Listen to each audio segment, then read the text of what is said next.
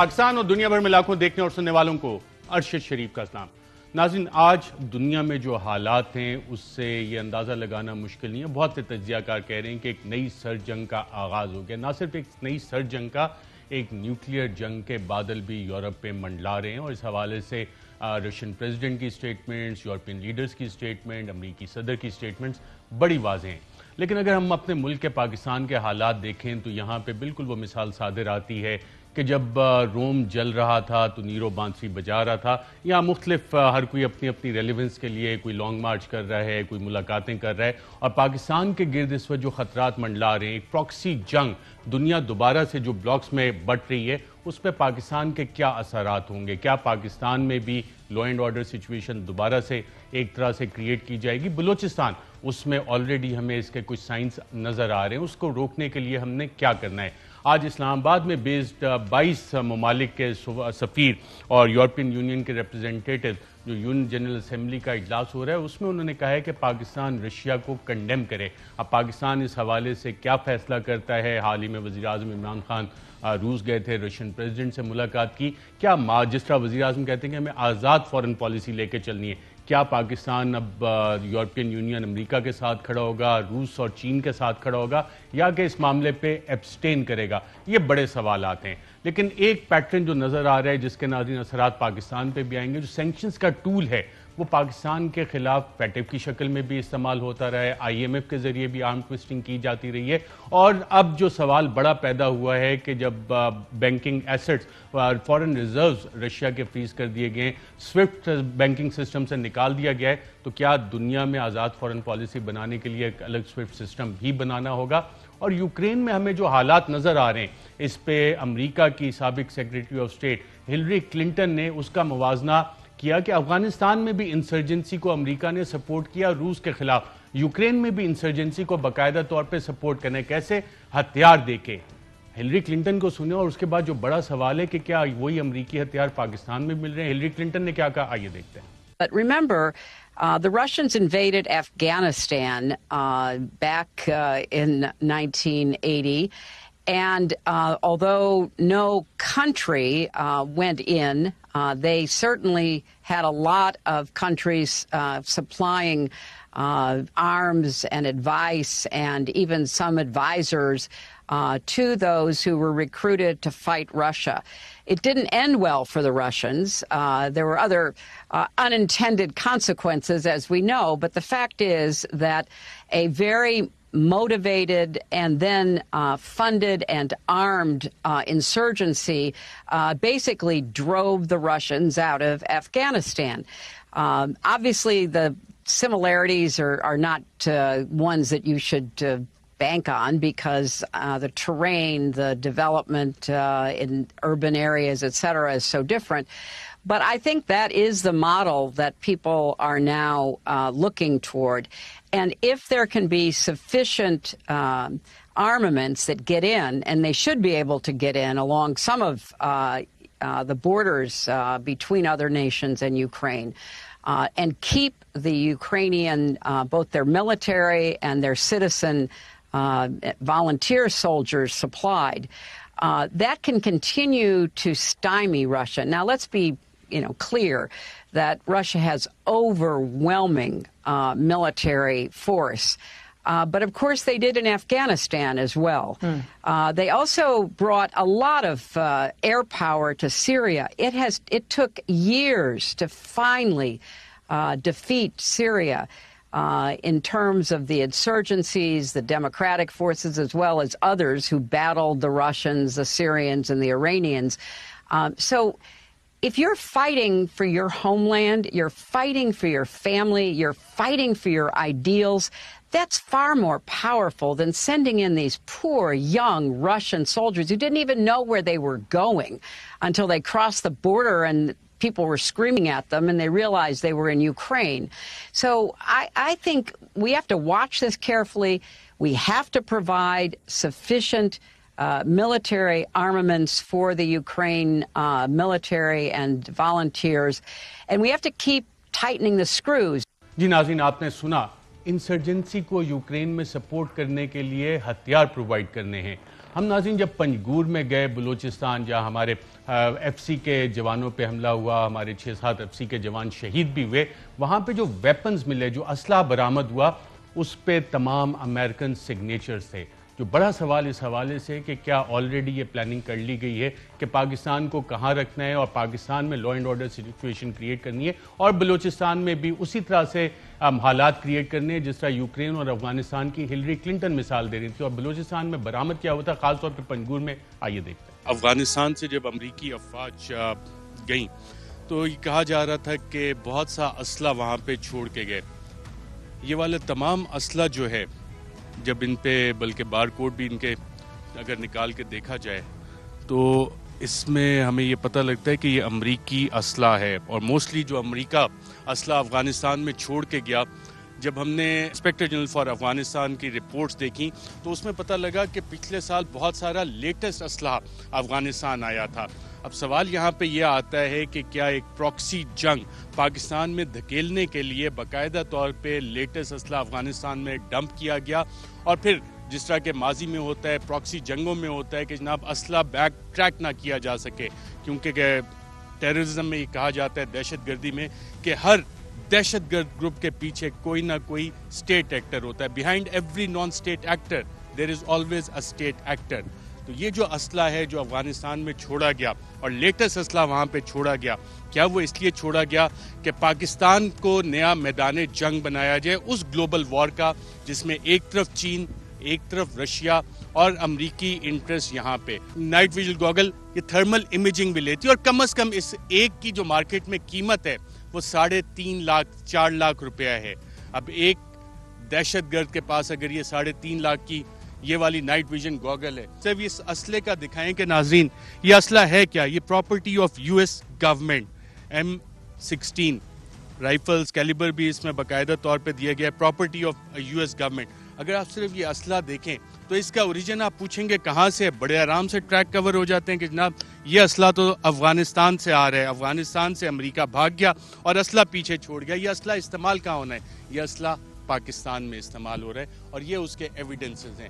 جی ناظرین, جب chief of the army صاحب جنرل قمر جاوید باجوہ نے پنجگور کا دورہ کیا اور اس کے بعد صدر مملکت سے ملاقات کی تو اس میں بھی یہ معاملہ ڈسکس ہوا اور وہاں پہ یہ تشویش کا اظہار کیا گیا کہ جناب یہ جو ویپنز وہاں سے برآمد ہوئے ہیں اس پہ تو امریکن سگنیچر ہیں, تو کیا ریجنل ممالک سے بلوچستان میں یہ ہتھیار سپلائی کیے جا رہے ہیں. اس بات کا باقاعدہ طور پہ کس طرح سے اظہار President of Pakistan, supreme commander of Pakistan armed forces doctor Arif Alvi نے کن الفاظ میں کیا آرمی چیف سے ملاقات کا, آئیے دیکھتے ہیں. میرے پاس ایک روٹین کے اعتبار سے مجھ سے ملاقات ہوتی رہتی ہے اور حالات سچویشن کے اعتبار سے میں آگے ہی چاہتا تھا. میں پریشان تھا پچھلے دنوں جو شہادتیں ہوئی ہیں اس حوالے سے بہت سیریس ایشو تھا میرے ذہن میں, اور آرمی چیف نے پھر مجھے آ کر کچھ وجوہات بھی بتائی. اس کے اندر ایک وجہ انہوں نے یہ بھی بتائی کہ جس انداز سے امریکہ کا انخلا ہوا افغانستان سے تو اس میں بہت سارا اکوپمنٹ جو ہے وہ لوگوں نے بیچا اور غلط ہاتھوں میں پڑ گیا.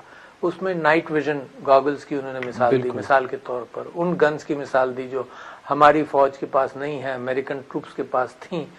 تو جس کرائسس کے اندر اور جس پور مینجمنٹ کے ساتھ وہ نکلے تو ایسی چیزیں دہشت گردوں کے ہاتھوں میں لگ گئیں. تو ہمارے ٹروپس بعض جگہوں پر مثال کے طور پر وہ American type equipment of night vision وغیرہ ان سے وہ ان تک نہیں ہے, تو وہاں پر یہ معاملات خراب ہو رہے ہیں. تو یہ ایک یہ ایشو تھا. جی ناظرین, یہ تو وہ بڑے سوالات ہیں کہ اسلحے کی سپلائی جو یوکرین میں ہو رہی ہے اور جو پاکستان میں ہو رہی ہے, سگنیچرز بھی آپ کو ملنا شروع ہو گئے ہیں.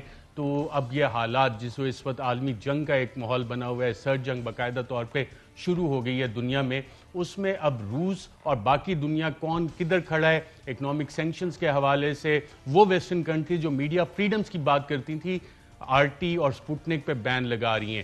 سوشل میڈیا جو امریکن کمپنیز ہیں ان کا رشیا کے خلاف اقدامات سامنے آئے ہیں, بینکنگ سسٹم کے حوالے سے سامنے آئے, اور اس سے بڑھ کر ایک نیوکلیئر وار کا بھی ذکر ہو رہا ہے. یہ چھوٹی سی رپورٹ دیکھتے ہیں اور اس میں چند اہم معاملات ہیں جو کہ اس وقت دنیا میں حالات ہیں وہ کیا ہو رہے ہیں, آئیے دیکھتے ہیں.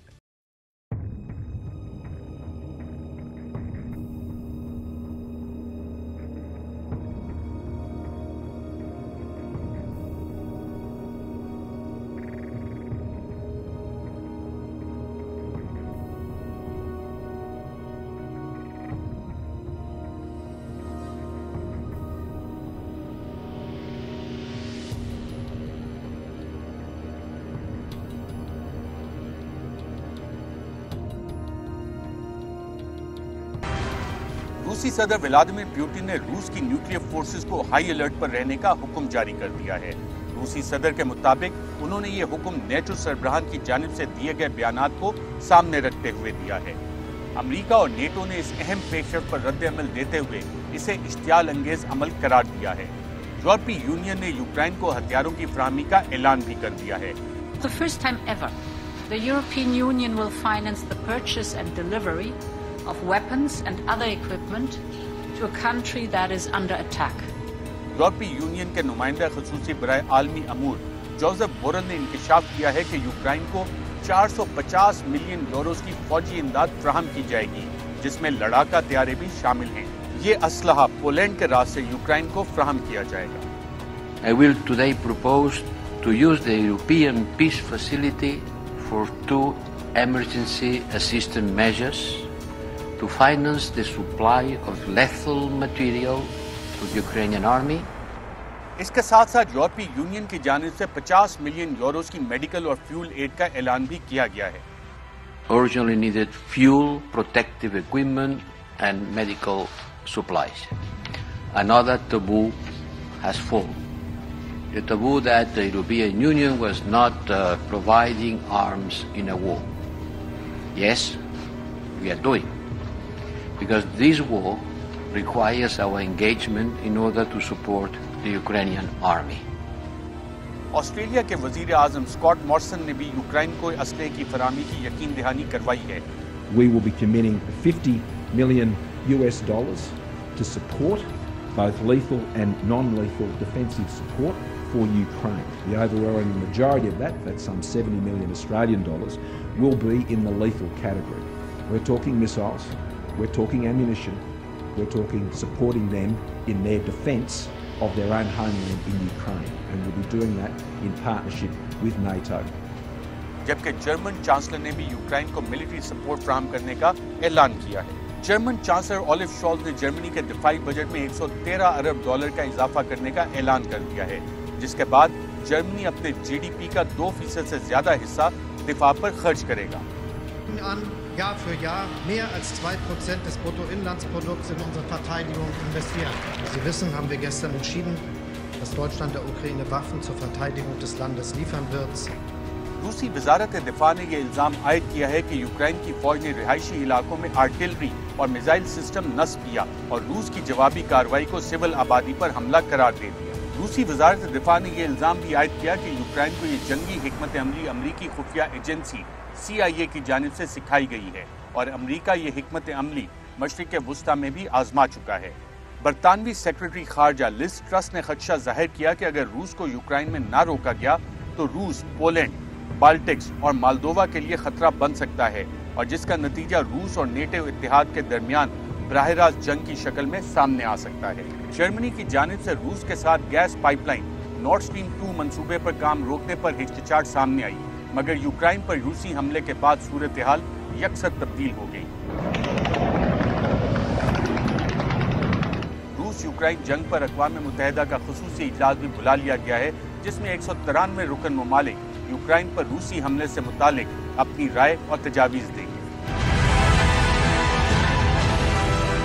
یورپی یونین کے نمائندہ خصوصی برائے عالمی امور جوزف بورل کے مطابق روس پر معاشی پابندیاں لگنے کے بعد روس کے سینٹرل بینک کے آدھے ریزرو منجمد ہو جائیں گے، اور یہ وہ ریزرو ہیں جو G7 ممالک میں موجود ہیں۔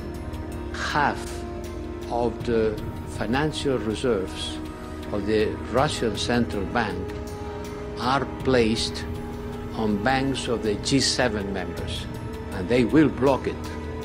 جوزف بورل نے یہ وضاحت بھی کی کہ یورپی یونین روس کے ان اثاثوں کو بلاک نہیں کر سکتی جو روس یا کسی اور ملک میں موجود ہیں۔ انہوں نے یہ بھی کہا کہ روس نے ان پابندیوں کا سامنا کرنے کے لیے پہلے ہی حکمت عملی تیار کر لی تھی اور اپنے ریزرو ایسی جگہ منتقل کر لیے تھے جہاں ان پر پابندیوں کا اثر نہ پڑے۔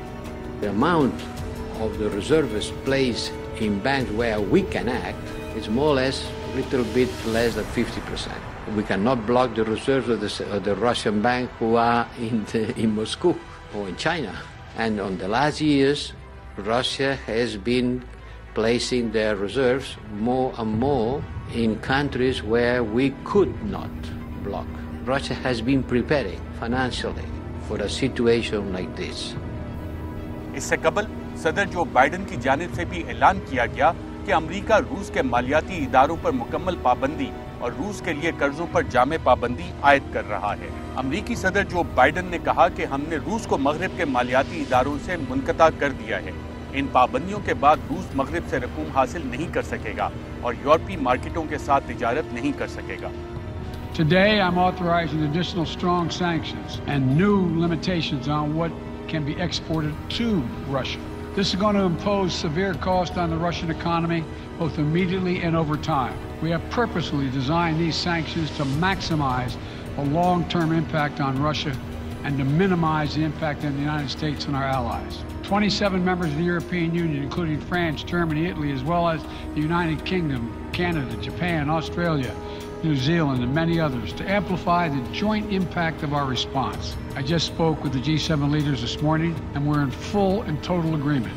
We will limit Russia's ability to do business in dollars, euros, pounds, and yen to be part of the global economy. We'll limit their ability to do that. Today's actions, we've now sanctioned Russian banks that together hold around $1 trillion in assets. We've cut off Russia's largest bank, a bank that holds more than 1/3 of Russia's banking assets by itself, cut it off from the U.S. financial system. And today, we're also blocking 4 more major banks. That means every asset they have in America will be frozen. बरतानिया और Canada की जानिब से भी रूस पर पाबंदियों के ऐलान की हिमायत की गई, जिसके बाद बरतानिया और कनाडा ने रूसी सदर और वजीर खारजा पर पाबंदी लगाते हुए उनके असासे मुंजमद कर दिए। We will be imposing sanctions on President Putin and his fellow architects of this barbaric war. Now the UK and our allies will begin to impose the sanctions on Russia that we have already prepared, using the new and unprecedented powers granted by this House to sanction Russian individuals and entities of strategic importance to the Kremlin. मुआशी पाबंदियों पर रद्द अमल देते हुए रूसी central bank की जानिब से कहा गया है कि रूसी बैंकिंग सिस्टम का स्विफ्ट के साथ कनेक्शन खत्म किए जाने के बाद रूसी मईशत को फाइनेंशियल मैसेजिंग सिस्टम पर मुंतकिल किया जाएगा। यूं आलमी पाबंदियों के बावजूद रूस का मुआशी निज़ाम चलता रहेगा।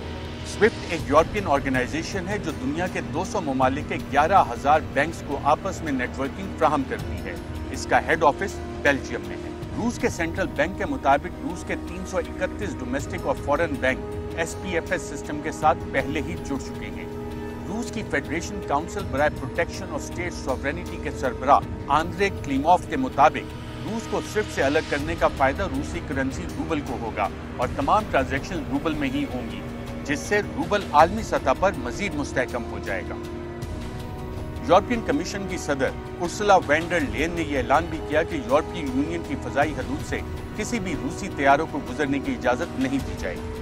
We are proposing a prohibition on all Russian-owned, Russian-registered and Russian-controlled aircraft. These aircraft will no more be able to land in, take off, or overfly the territory of the European Union. This will apply to any plane, owned, chartered, or otherwise controlled by a Russian legal or natural person. So let me be very clear. Our airspace will be closed to every Russian plane, and that includes the private jets of oligarchs too. European commission की सदर Ursula von डर Leyen ने इतवार को यह ऐलान किया कि 2 रूसी नशरियाती इदारों RT और स्पुतनिक को झूठी खबरें नशर करने पर यूरोप में उनकी नशरियात और उनके झेली इदारों की नशरियात पर पाबंदी आयद की जाएगी। In another unprecedented step, we will ban in the European Union the Kremlin's media machine, the state-owned Russia Today and Sputnik. मगर ये वाज़ेह नहीं किया गया कि सिर्फ टीवी नशरियात पर पाबंदी आयद होगी या इसका इतलाक उन इदारों की वेबसाइट्स पर भी होगा। उर्सुला वॉन डर लेयन ने एक बयान में कहा कि हम रूसी मीडिया मशीन को यूरोप में झूठ नहीं फैलाने देंगे और ना ही यूरोप को तकसीम करने देंगे। As their subsidiaries will no longer be able to spread their lies to justify Putin's war and to sow division in our union. So we are developing tools to ban that toxic and harmful disinformation in Europe. YouTube और Facebook की जानिब से RT के YouTube channel और Facebook page को भी demonetise कर दिया गया है। Google की जानिब से यूक्रेन में RT की एप्लीकेशन की डाउनलोडिंग को भी بلاک کر دیا گیا ہے۔ اقوام متحدہ میں روس کے مستقل مندوب ویزیلی نیبیزیا نے مغربی میڈیا کو جھوٹا قرار دیتے ہوئے کہا کہ مغربی میڈیا یوکرائن پر روسی حملے سے متعلق جھوٹی خبریں پھیلا رہا ہے۔ روسی وزارت دفاع نے بھی مغربی میڈیا کے اس الزام کو مسترد کر دیا ہے کہ روس یوکرائن کی سول آبادی کو نشانہ بنا رہا ہے۔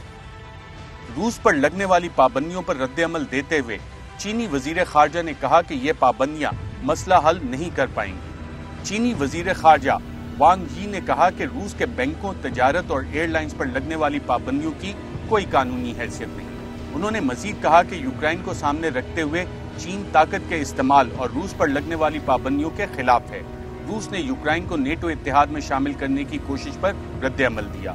چین نے روس کی جانب سے آنے والی گندم کو درآمد کرنے کی اجازت دیتے ہوئے روس سے آنے والی تمام اشیاء پر سے بین ہٹا دیا ہے۔ جی ناظرین، آپ نے یہ رپورٹ دیکھی اور ان حالات کے پاکستان پہ بھی اثرات ہوں گے۔ پاکستان پہ اس کے معاشی اثرات کیا ہوں گے، اس حوالے سے بات کریں گے ایک حکومتی وزیر سے وقفے کے بعد۔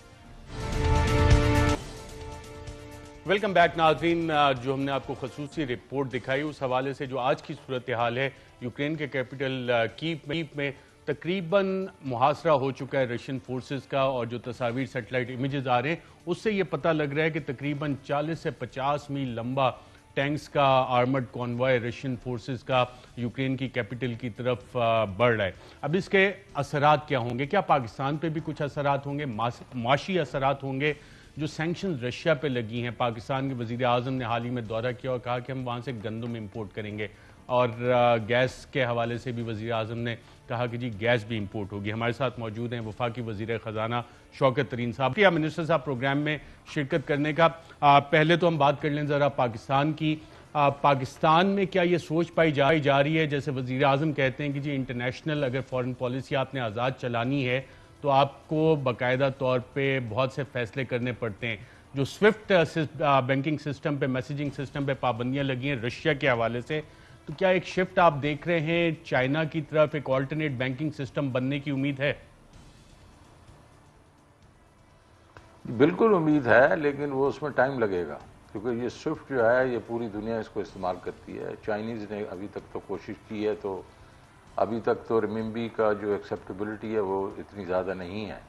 تو یہ اس پہ یہ اب جو ہے یہ جس طرح سینکشنز لگیں گی روس کی، تو روس اور پھر اگر چائنا مل گیا آپس میں تو اس سے ایک الٹرنیٹیو سوئفٹ بننے کی کوشش تو ضرور ہوگی، but it will take time. Right. اچھا منسٹر صاحب، وزیر اعظم نے یہ بھی اعلان کیا کہ ہم گندم بھی امپورٹ کریں گے رشیا سے، گیس بھی امپورٹ کریں گے۔ رشیا پہ سینکشنز ہے، اس سے پاکستان کے رشیا سے معاہدے جو ہیں امپورٹ کے، اس پہ اثر پڑے گا؟ جی دیکھیں، اگر اس میں سینکشن لگ گئی اور ہم کوئی تقریباً 2 سے 3 ملین ٹن جو ہے وہ ہم نے گندم امپورٹ کرنی ہے اپنے اسٹریٹجک ریزروز کے لیے اور اپنی کنزمپشن کے لیے، تو وہ اگر ہم پہلے رشیا کو سے لیتے تھے، یوکرین سے لیتے تھے، اور وہ اگر ہم وہاں سے نہ لے سکے تو یہ ہمیں کہیں اور سے لینی پڑیں گی، اور ان کی جو پرائسز ہوتی تھی دوسروں کی پرائسز سے تھوڑی کم ہوتی تھی، تو اس میں ذرا ہمیں تھوڑا سا تو پریمیم دینا پڑے گا۔ اور گیس کا جہاں تک تعلق ہے، گیس کا ہمارے ساتھ ڈائریکٹلی تو ہم ان سے کچھ نہیں لے رہے اس وقت، لیکن یہ ہے کہ جو یورپ کو جو گیس جا رہی ہے رشیا کی، اس پہ پابندی لگی تو یورپ جو ہے وہ آلٹرنیٹ سورسز کی طرف جائے گا، وہ قطر کی طرف جائے گا۔ تو اس میں اگر قطر جو ہے وہ پریشر میں آئے گا، ہم جو قطر سے لے رہے ہیں تو ہمیں وہاں بھی ایک قسم سے پریشر آئے گا، تو ہمیں اور بھی ایونیوز ڈھونڈنے پڑیں گے۔ تو اس لحاظ سے دونوں سائڈوں پہ، گندم پہ ان کی طرف سے ڈائریکٹلی ہمیں پریشر آئے گا اور گیس کا انڈائریکٹلی پریشر ہمارے پہ آئے گا۔ منسٹر صاحب، عالمی منڈی میں تیل کی قیمتیں اوپر گئی ہیں اور آپ کا کافی مشکل کام ہے۔ وزیر اعظم نے کل اتنا بڑا پیکج اناؤنس کیا، 10 روپے فی لیٹر تیل کی قیمت کم کی، اور اس پہ اپوزیشن کہہ رہی ہے، خاص طور پہ سابق وزیر اعظم، بلکہ سن ہی لیتے ہیں کیا کہا وزیر اعظم نے، آئیے دیکھتے ہیں۔ وزیر اعظم صاحب 4 دن پہلے ہمیں بتایا کرتے تھے دنیا میں تیل کی قیمت بڑھ رہی ہے تو پاکستان میں بھی بڑھ رہی ہے، آج 10 روپے کم کر دیا۔ آپ نے جو IMF سے وعدہ کیا ہے اب اس کی خلاف ورزی ہو گئی ہے۔ عمران خان کو پتا ہے وہ تو جانے والا ہے، اور اب یہ خرابی پیدا کر کے جو بھی اگلی حکومت آئے گی اس کے لیے مشکلات پیدا کر رہا ہے۔ جی منسٹر صاحب، آپ کے پاس یہ فسکل سپیس تھی جہاں سے یہ ریلیف دیا گیا ہے، اور آئی ایم ایف سے معاہدے کی خلاف ورزی کا الزام بھی لگا رہے ہیں سابق وزیر اعظم۔ دیکھیں یہ تو کسی چیز سے بھی خوش نہیں ہوتے۔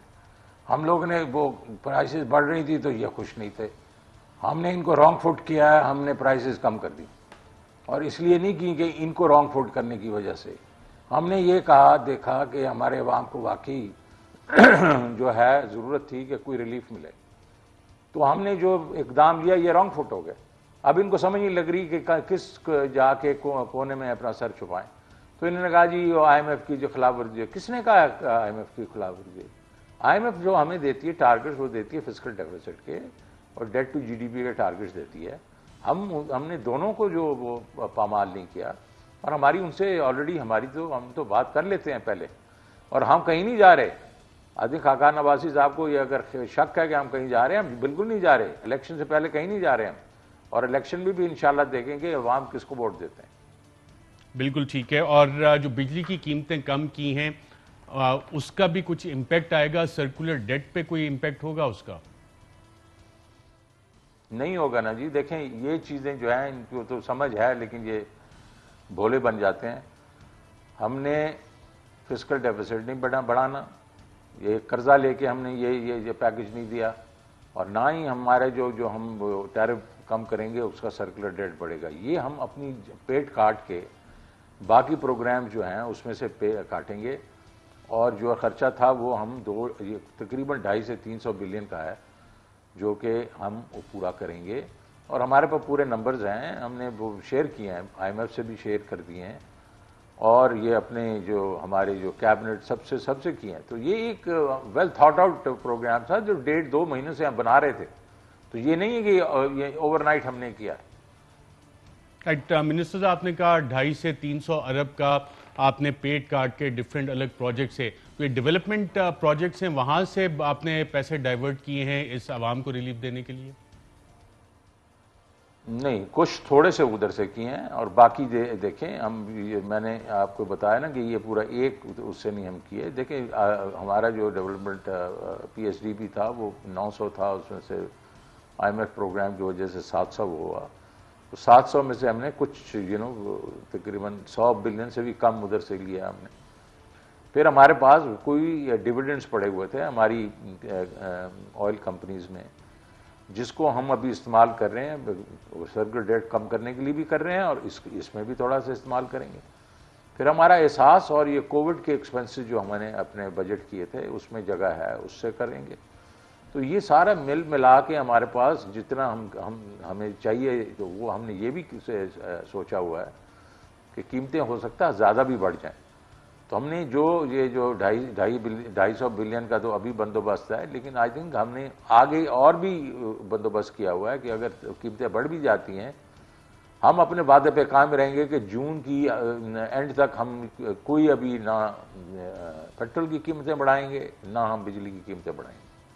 منسٹر صاحب، یہ میجک بینڈ آپ کے پاس کون سا ہے جس سے آپ نے یہ فسکل سپیس نکالی ہے؟ کیونکہ پوری دنیا میں جب یہ نظر ڈالی جائے، اور خاص طور پہ یوکرین کانفلکٹ کے بعد ابھی بھی جتنی پریڈکشنز آ رہی ہیں کہ آئل پرائسز اور گیس پرائسز شاید زیادہ ایسکلیٹ کریں، آپ کہہ رہے ہیں 30 جون تک آپ نے یہ سپیس نکال لی ہے، یہ فارمولہ آپ شیئر کرنا چاہیں گے کہ آپ نے ایک تو کہا کہ ڈیولپمنٹ بجٹ باقی جگہ سے آپ نے سپیس نکالی ہے، جو انٹرنیشنل پرائسز آپ نے کوئی پریڈکٹ کیا ہے کہاں تک جا سکتی ہیں بیکاز آف یوکرین کرائسس؟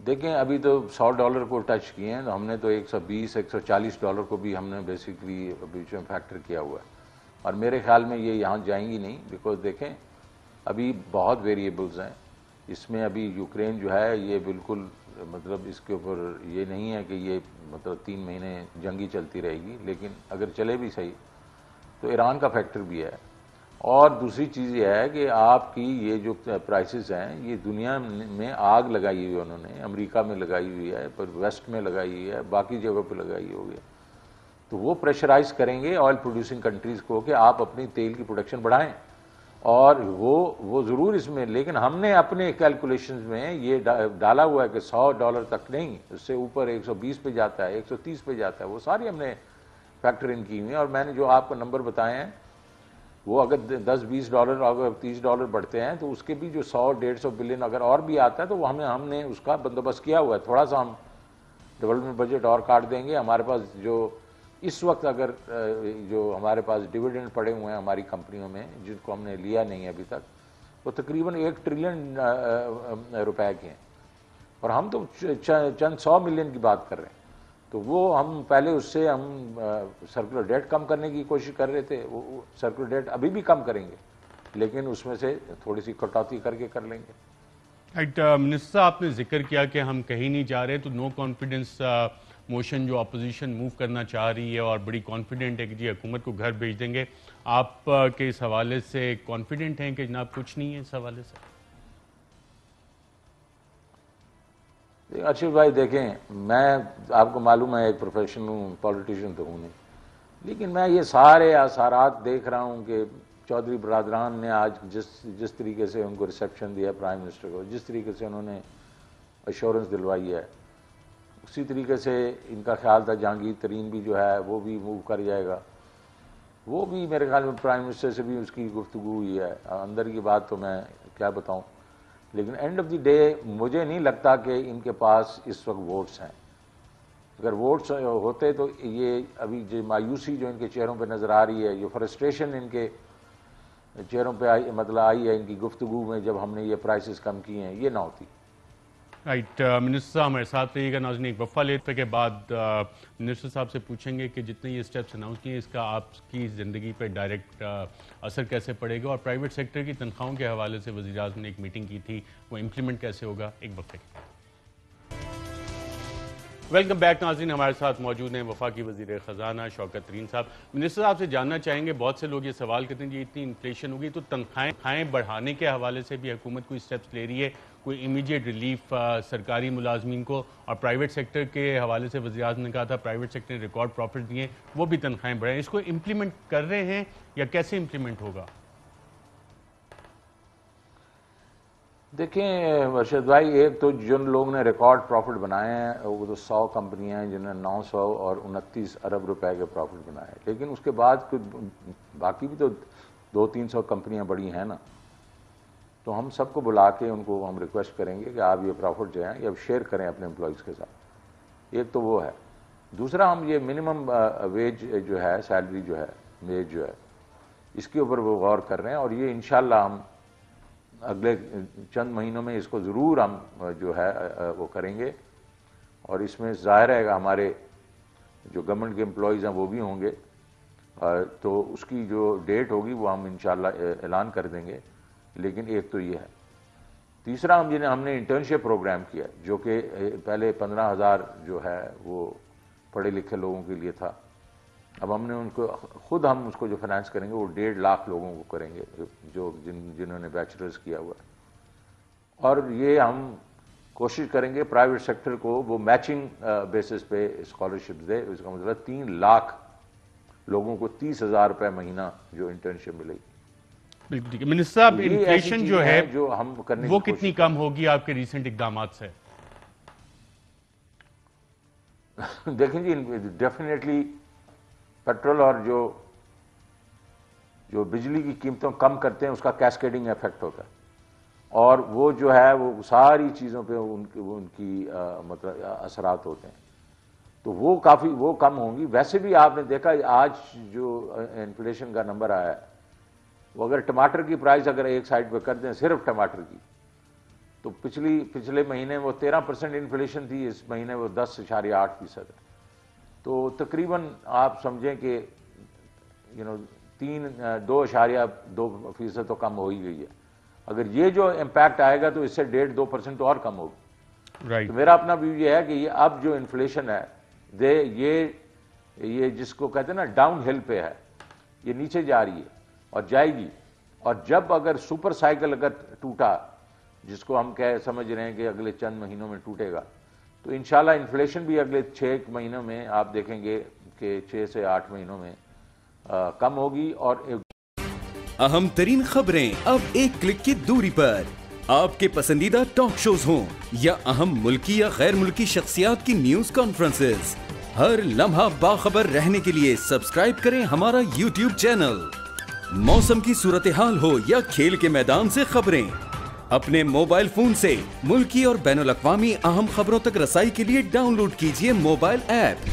बावसूख ज़राए से मुसद्दिक़ा खबरों, तज्ज़ियों और तबसरों से मुस्तफ़ीद होने के लिए विजिट कीजिए पाकिस्तान की सबसे बड़ी न्यूज़ वेबसाइट www.arYnews.tv। इन सब के अलावा पाकिस्तान का सबसे बड़ा फेसबुक पेज हो, सबसे बड़ा न्यूज़ इंस्टाग्राम अकाउंट या फिर ट्विटर, ARY न्यूज़ पहुंचा रहा है खबरें सबसे पहले आप तक, ताकि आप रहें हर लम्हा बाखबर।